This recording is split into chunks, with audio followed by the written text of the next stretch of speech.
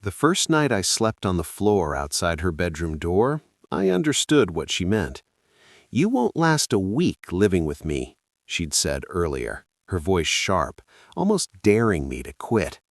The words weren't cruel so much as exhausted, like someone who had learned the hard way that hope only made disappointment louder. I'd looked her straight in the eyes and answered with the only truth I had. "I'm not leaving," I said, "unless you fire me." I wasn't brave, I wasn't heroic. I was broke, grieving, and desperate for a paycheck. But sometimes the smallest decisions carry the heaviest weight, and sometimes they change lives in ways no one can predict. Her name was Eleanor Whitman, though she insisted I call her Allie. She was 46, sharp-minded, and once unstoppable. At least that's what the article said. Former tech executive, philanthropy darling, the kind of woman whose smile once lit up conference stages and magazine covers.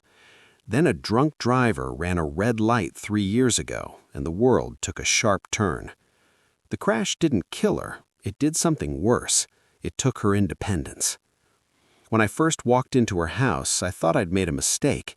The place was massive, modern, all glass and quiet corners. But it felt abandoned.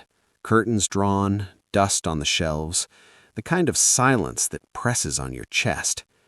She sat in her wheelchair near the window, arms crossed, eyes assessing me like a problem she already knew the answer to. "You're young," she said. "They always send me young ones. You think you're strong enough to lift me when I fall?" "I don't know yet," I said honestly, "but I learn fast." She laughed, but there was no humor in it. "They all do. Then they quit."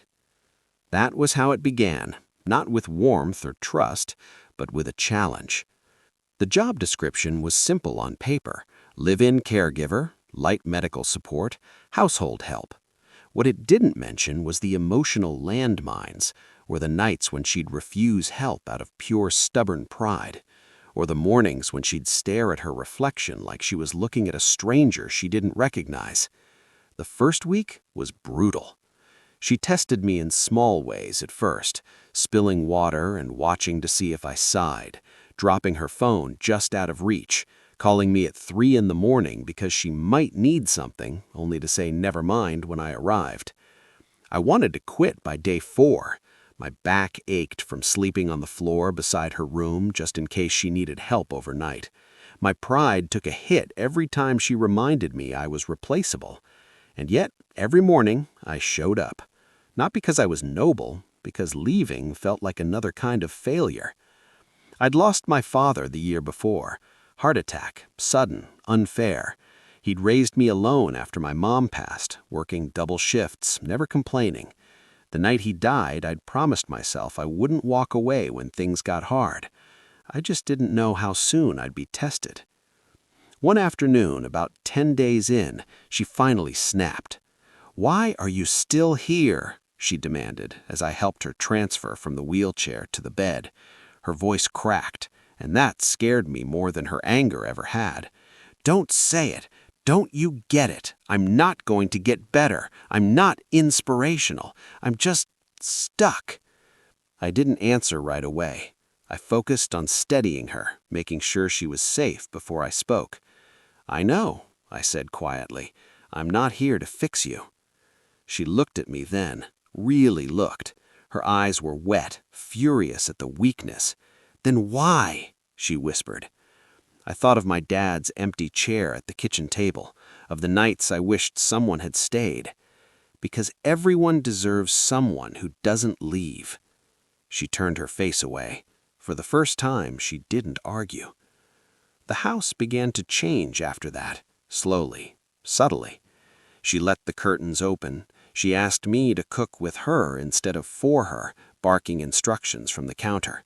She started telling me stories about her life before the accident, late nights building her company, early mornings jogging by the river, the thrill of believing anything was possible. Some nights she cried, not loud, dramatic sobs, just quiet tears that slipped down while she stared at the ceiling. I never tried to stop them. I just stayed nearby, a steady presence in the dark.